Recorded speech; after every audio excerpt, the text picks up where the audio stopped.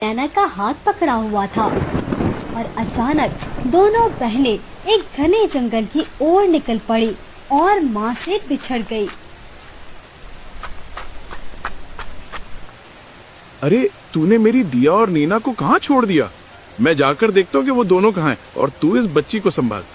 मेरा दिल बहुत घबरा रहा है जी। न जाने मेरी नैना और दिया कहाँ भटक रही होंगी इस काली तूफानी रात में। मेरी बच्चियाँ। माँ परेशान थी। उसने सोचा क्यों ना ये भी अपनी बेटी नैना और दिया को ढूंढने निकल जाए।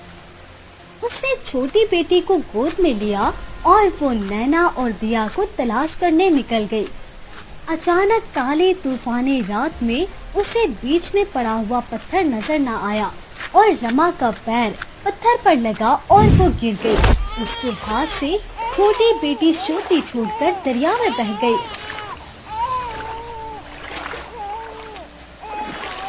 अरे कोई मदद करे मेरी छोटी सी बेटी पानी में डूबी जा रही है। अरे देखो तो कोई है, मेरी मदद करने वाला कोई नहीं, किससे मदद मांगो। अरे पहले ही दो बेटियां इस काली तूफानी रात में नहीं मिल रही और अब ये नन्ही परी भी डूबती जा रही है। कोई बचाए मेरी बेटी को। रमा भला करती भी तो क्या करती, रोती रही और आंसू बहाती रही। और दूसरी ओर उसका पति वापस लौट कर ना आया। उसे कुछ भी समझ में नहीं आ रहा था कि अब वो क्या करे।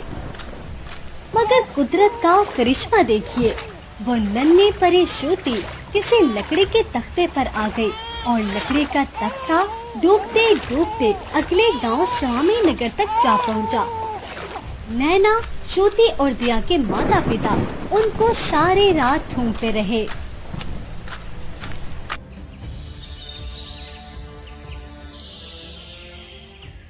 राजकुमारी जी, जरा आज हमारा मन दरिया पर जाकर मछलियों का शिकार करने को चाहता है। आज हमारा मूड बहुत अच्छा है। क्या आप हमारे साथ चलना पसंद करेंगी? तबीयत कुछ ठीक नहीं, आप चले जाइए। मगर क्यों? आप सुबह सवेरे ऐसे टूटे हुए मन से हमसे ये बात क्यों कर रही हैं? क्या कोई समस्या है? आपका मूड तो सुबह सुबह बहुत ही अच्छा होता है, मगर ये आज आपका चेहरा क्यों उतरा हुआ है? हमसे बताएं। अरे नहीं, कोई समस्या नहीं। आपका मन है मगर मेरा मन नहीं है।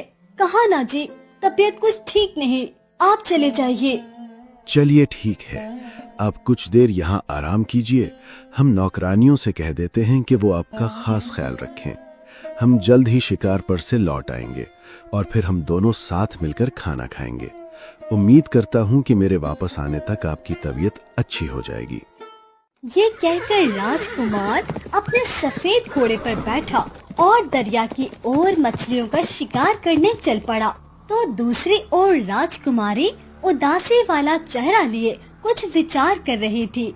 उसके मन में ये बात चल रही थी, आज तो हमारे हाथ पांव चल रहे हैं, हम नौजवान हैं, मगर कल जब हम बूढ़े हो जाएंगे तो हमारी जायदाद का वारिस कोई भी ना होगा। ना कोई हमारा हमदर्द होगा, ना कोई हमें देखने वाला होगा।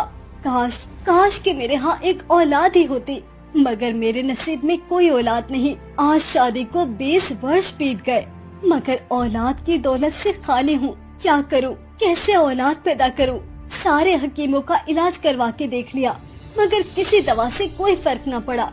सोचती हूँ क्यों ना राजकुमार जी की दूसरी शादी करवा दूं।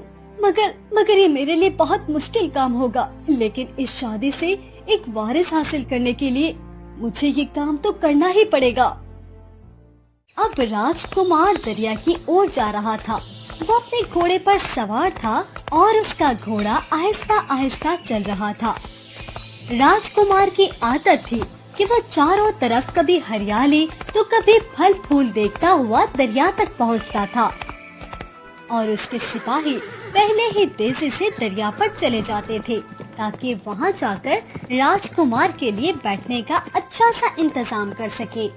कि अचानक राजकुमार के खास सिपाही सूरज ने आवाज लगाई, सिपाहियों जल्दी आओ, मेरी ओर बढ़ो, जल्दी आओ, तेजी से अपने अपने घोड़े दौड़ाओ।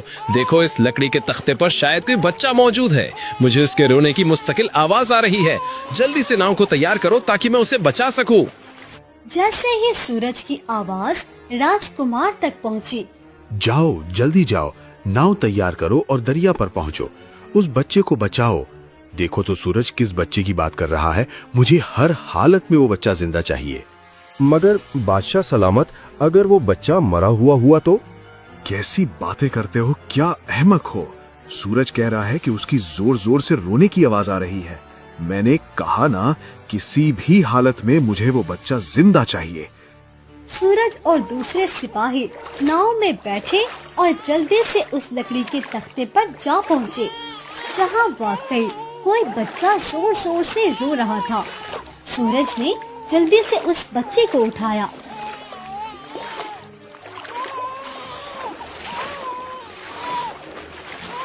और नाव में दोबारा बैठकर दरिया के किनारे पहुंचा। वह चांद की तरह चमकता हुआ प्यारा सा चेहरा था। वो एक प्यारे से बच्चे थी। अरे ये तो बुरी तरह भीगी हुई है। हमको सूखा कपड़ा दो ताकि इसका जिस्म सुखा सके। इसे सर्दी लगी हुई है कि बुरी तरह कांप रही है। बच्चे को सूखे कपड़े में डाला गया, मगर बच्ची चुप न हुई। वो मुसलसल रोए जा रही थी। शायद उसे भूख लगी है। जल्दी महल की तरफ वापस चलो। हमें इस बच्ची की जान बचानी है। ये सर्दी से थर-थर कांप रही है। ऐसा ना हो कि ये बच्ची सर्दी से मर जाए। जल्दी चलो, घोड़ों को दौड़ाओ और महल तक जा पहुंचो। अब जल्दी से बच्ची को महल लाया गया और महल में दाखिल होते ही राजकुमार ने सारे नौकरानियों को हुक्म दे दिया कि राजकुमारी को जल्दी से बुलाया जाए। राजकुमारी शाही कमरे में दाखिल हुई तो